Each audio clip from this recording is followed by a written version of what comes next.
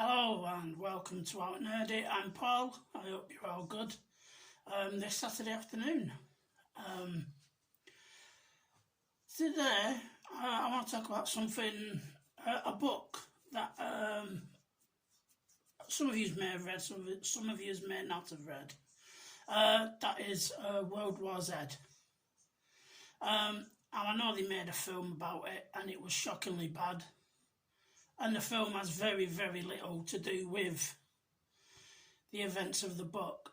The only thing that seems to be the same is there's zombies in it, albeit in the film they are fast zombies, where in the book they're still described as slow and lumbering. And the Israeli scenes in it, the rule of 10 or whatever it is, where if 9 people are saying one thing, it is the duty of the 10th person to argue against it. That scene is in both the film and the books. But in the film, it's then preceded by at least an insinuation that Muslim refugees are responsible for the downfall of Israel.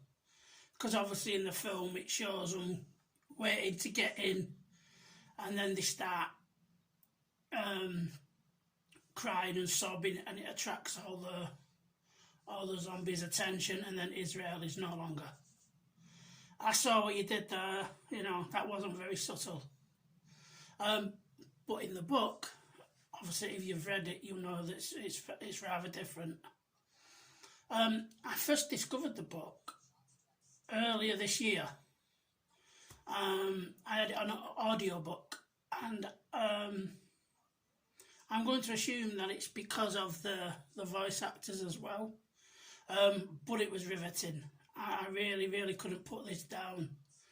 I loved everything of it, from the beginnings where they explain, how it starts in China, how it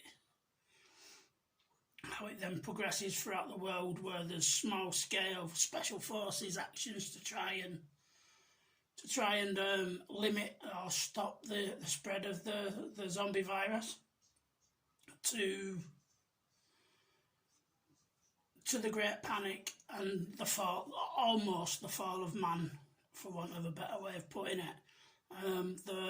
Listening to the description of the Battle of Yonkers is absolutely fantastic. I was riveted listening to whoever the voice actor was at that time saying them words, because for me it made you there, it brought you there. You was living his almost, it was very immersive. I thought you could see what was happening. I loved hearing the tale of the Battle of the 5 Colleges. Where, the famous 300 who take a stand.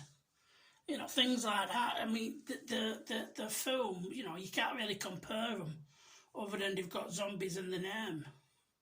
But for me, the film missed out so much. It's unbelievable. Instead of, I know it was supposed to be set like in 3 parts or whatever, but the first film just didn't. The film just doesn't capture any essence of the book whatsoever. When I was listening, I was listening to it on the bus on the way down to the hospital, and it made the journey feel a lot shorter than it actually was. You had like I said, if you're familiar, it starts off in China with, I think it's implied it's some kind of ancient disease. And the Chinese don't cover it up. They tell the world, but then they try and distract the world with, something else to tell, this is happening, but, let's just take your eye off this ball, because they don't want people to know how bad it is. And obviously, if you read the book, then it really does go south for China. But please, if you've not read the book, pick it up. Or if you're in the UK, depending on where, it's on your local libraries app, That's where I got it from, and it's fantastic. It really is. You know, we can compare like what did or didn't happen in the film, but you know, I think if they ever did a future film, and this is all in my own head canon, but I'd love to see the scene. I'd love to see them do the film, a future film, as happens in the book, where it's little anecdotes of what's happened. So you might have a quick 5-10 minute flashback of one thing. You will see the Battle of Yonkers.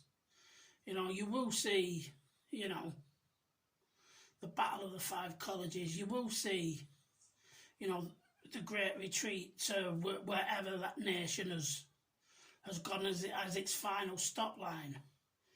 You know, I'd love to see something like that. I'd love to see Windsor, you know, and when they do start fighting back, I'd love to see Windsor Castle being turned into a fortress like it describes in the book. You know, one of the things that I like about the fight back especially is, even though it's more with it's with modern weapons to a certain degree, it's very old school tactics, so they're firing volleys. So it ends up being a scene from, you know, Waterloo or Zulu. You know, they're forming square, you know, because they're that surrounded. You know, it's little things like that which I think, oh, that's really good, or really clever. You know, there's in the fight back, it portrays a veteran of Yonkers at the Battle of Hope, which is, you know, the Americas, you know, fight back beginning, I suppose. And, you know, he just says that the difference of then and now was amazing, and the veteran was saying, you know, in Yonkers they had all modern weaponry like tanks and APCs and artillery rounds that ultimately were pretty much useless, because obviously with a zombie it's got to be, you know, headshot. Well, a lot of the ammunition that they had at Yonkers was for country-to-country battles, you know, America versus Russia, for example. So, you know, I'd love to see things like that turned into a film. The Battle of Hope turned in, you know, brought into either a TV series or a film. Because it'd be well worth on the budget to the spectacle. You know, in it at the Battle of Hope, he describes how every nation has its own way of drawing in the Zeds. So in America, a lot of them are using very loud music on, and it goes a bit, you know, down the cultural tropes, I think, but it's still well worth the visualization. So in America, they're using, you know, loud rock music. In China, they're using horns and bugles. In Britain, you know, they've got a bunch of pipers playing the bagpipes to attract the zombies to them. You know, that's the kind of thing the film missed out on for me. You know, as you can tell, I obviously like the, I love the book, and it's a shame that it didn't get turned into what it could have been. You know, but I'd love to have seen, you know, the beginning, the middle, and the end, the fall, you know, where you just get into grips with it, where winter comes and you've got time to prepare and you know, get ready for a counter strike, and then, you know, you've got the actual end of the zombie wars, so it were, or at least on land, because when you read the book, there's millions of zombies potentially on the oceans because they can't drown. So for me, I think Hollywood missed a really big trick there. You know, I don't know whether it was budget, whether it was writing, I don't know. But what I do know, and probably the viewings and the takings reflect this, is that Hollywood missed the trick by trying to do its own thing with a great title. If it had stuck to the book and how it's structured, I have absolutely no doubts that this that this would have been brilliant. You know, this would be a film that we're talking about 20, 30 years from now. But unfortunately, what we got isn't what we deserved, I don't think. So, I've made it to 10 minutes. Please, please, please do check out the book if you think anything I've said is of value.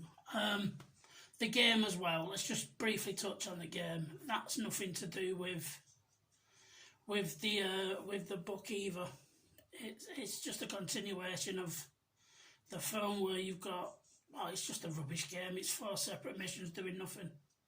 At least that's what it is for the campaign. Maybe people wanted it more for online gameplay. I don't know, but yeah, World War Z. Please check it out.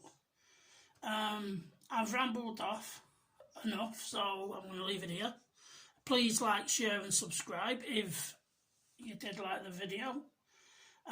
You can find me on Facebook at OutNerdy. I'm not on Twitter yet. I don't think I'm ready for that, I'll be honest. That's all for now. Ta-da.